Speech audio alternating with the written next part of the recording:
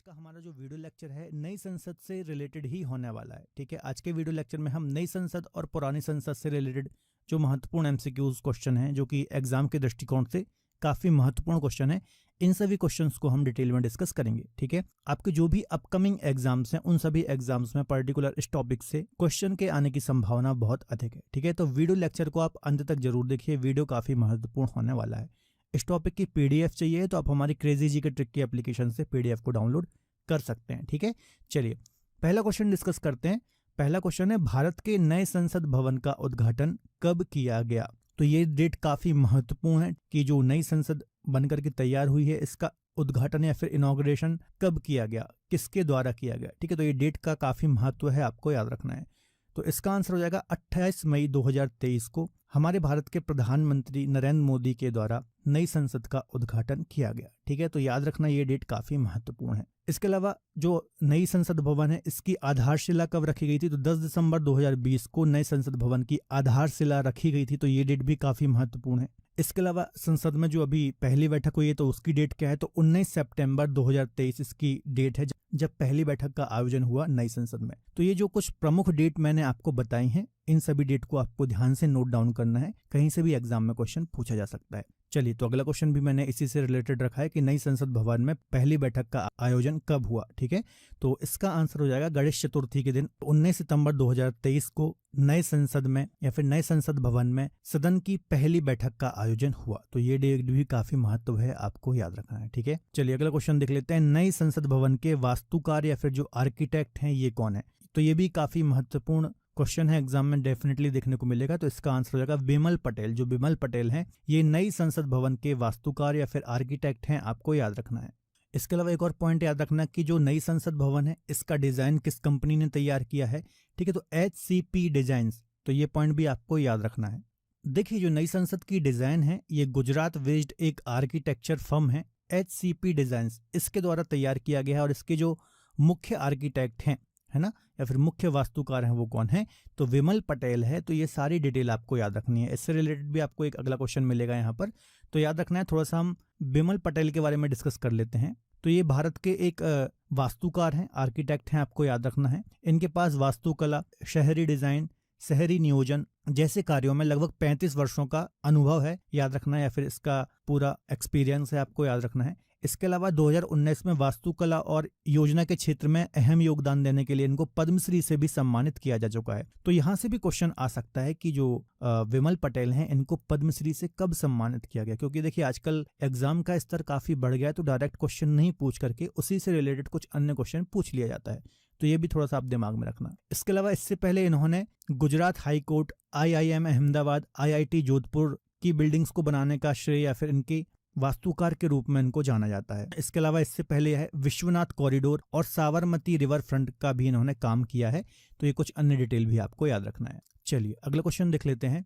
अगला question discuss कर लेते हैं। नए संसद भवन के उद्घाटन के दौरान नरेंद्र मोदी ने कितने रुपए के सिक्के का अनावरण किया है? तो इसका आंसर हो जाएगा 75 रुपीज या फिर 75 रुपए का जो सिक्का है इसका अनावरण किया है नरेंद्र मोदी के द्वारा, आपको याद रखना है। ठीक है, तो डेट तो मैंने आपको डिस्कस करा ही दी, तो ये भी आपको याद रखना है कि उद्घाटन के साथ ही 75 रुपए के सिक्का भी लॉन्च किया गया। अगला क्वेश्चन है, नए संसद भवन में लोकसभा के लिए कितनी सीटें हैं? तो ये काफी महत्वपूर्ण क्वेश्चन है। ठीक है, तो लोकसभा जो है यहाँ पर नए संसद भवन में, तो यहाँ पर टोटल 888 सीट्स हैं। 888 जो मेंबर्स हैं यहाँ पर बैठ सकते हैं, आपको याद रखना है। तो ये बात आपको याद रखनी है।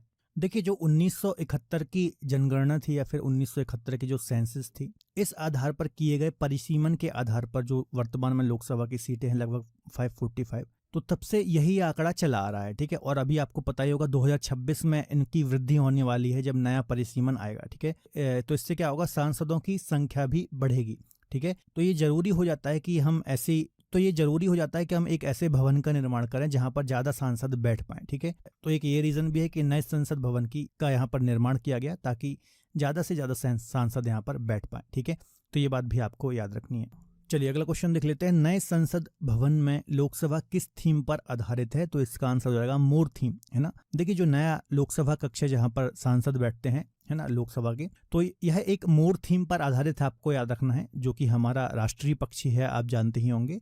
तो इसकी दीवारों पर, छत पर, ठीक है, जो राष्ट्रीय पक्षी है हमारा, इसके पंखों के समान नक्काशीदार डिजाइन से इसको तैयार किया गया है। आपको याद रखना है, जैसा कि आप इमेज में भी यहाँ पर देख सकते हैं। ठीक है, तो याद रखना है कि तो नए संसद भवन में जो लोकसभा है इसकी थीम किस पर आधारित है, मोर पर आधारित है, आपको याद रखना है। ठीक है, चलिए अगला क्वेश्चन देख लेते हैं। अगला क्वेश्चन एक पॉलिटी का क्वेश्चन मैंने यहाँ पर रखा हुआ है कि संविधान के किस अनुच्छेद में संसद के गठन का प्रावधान है। तो इसका आंसर हो जाएगा आर्टिकल 79 है ना। आर्टिकल 79 में संसद के गठन का प्रावधान किया गया है। आप जानते ही होंगे जो हमारी संसद है यह राष्ट्रपति, लोकसभा और राज्यसभा से मिलकर के बनी है। ठीक है, जिसमें राज्यसभा अपर हाउस होता है और जो लोकसभा होता है वो निम्न सदन या फिर लोअर हाउस होता है। यदि हम बात करें राज्यसभा की तो इसके लिए आर्टिकल 80 है और लोकसभा की बात करें तो इसके लिए आर्टिकल 81 है। ठीक है, तो ये कुछ अन्य डिटेल भी आपको याद रखनी है। अगला क्वेश्चन डिस्कस कर लेते हैं। प्रधानमंत्री नरेंद्र मोदी ने नए संसद भवन की आधारशिला कब रखी। ये भी मैं डेट आपको डिस्कस करा चुका हूँ, लेकिन एक क्वेश्चन एग्जाम में आ सकता है। तो कोविड टाइम पीरियड जब चल रहा था तो उसी टाइम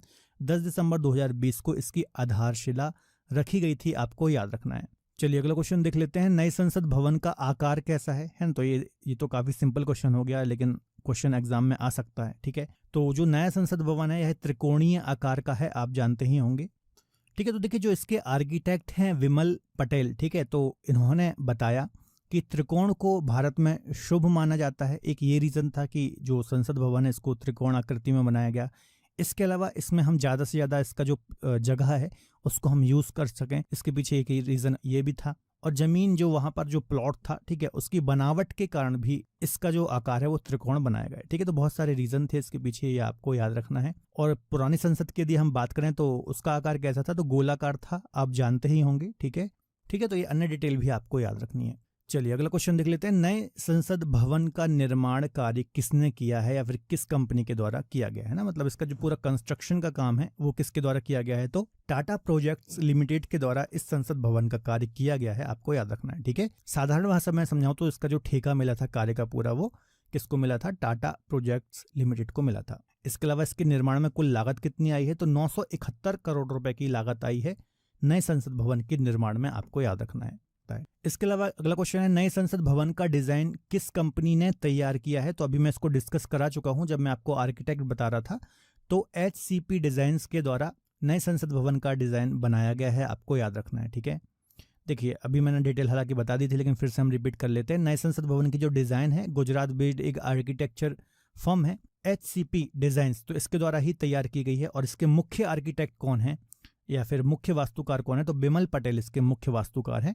ये कुछ अन्य डिटेल भी आपको याद रखनी है, महत्वपूर्ण है। ठीक है, चलिए अगला क्वेश्चन डिस्कस कर लेते हैं। अगला क्वेश्चन पुरानी संसद से रिलेटेड है। पुरानी संसद भवन का डिजाइन किसके द्वारा बनाया गया था, तो यहाँ से भी क्वेश्चन एग्जाम में आ सकता है। ठीक है, तो इसका आंसर हो जाएगा एडविन लुटियंस और सर हार्वर्ड वेकर के द्वारा पुरानी संसद भवन का डिजाइन बनाया गया था, आपको याद रखना है।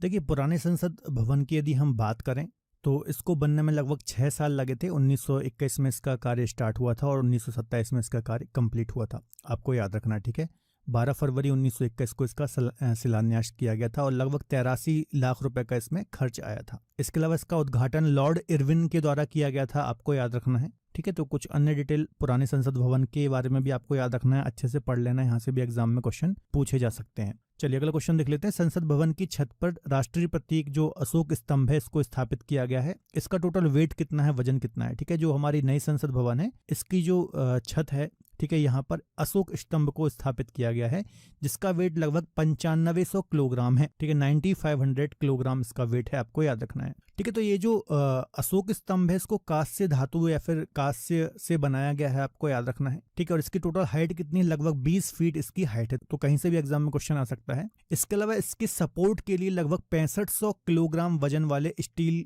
में एक सहायक संरचना का निर्माण किया गया है। ठीक है, तो ये कुछ अन्य डिटेल भी याद रखनी है, काफी महत्वपूर्ण है। अगला क्वेश्चन देख लेते हैं। नए संसद भवन में राज्यसभा की कितनी सीटें हैं। ठीक है, कितने लोग यहाँ पर बैठ सकते हैं राज्यसभा में, तो इसका आंसर हो जाएगा 384 लोग यहाँ पर बैठ सकते हैं जो राज्यसभा की सीटिंग है, तो ये बात भी आपको याद रखना है।